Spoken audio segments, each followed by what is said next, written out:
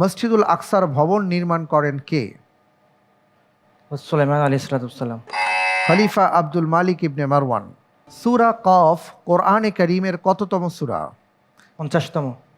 50তম, সঠিক উত্তর। আল্লাহ তাআলা কিভাবে বান্দাদের থেকে ইলম উঠিয়ে নেন? আলেমদেরকে উঠিয়ে নেওয়ার মাধ্যমে। সঠিক উত্তর।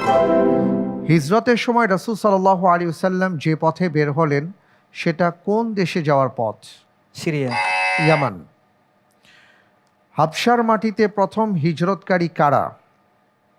মুহাজিররা। ওসমান এবং রুকাইয়া রাদিয়াল্লাহু আনহুমা।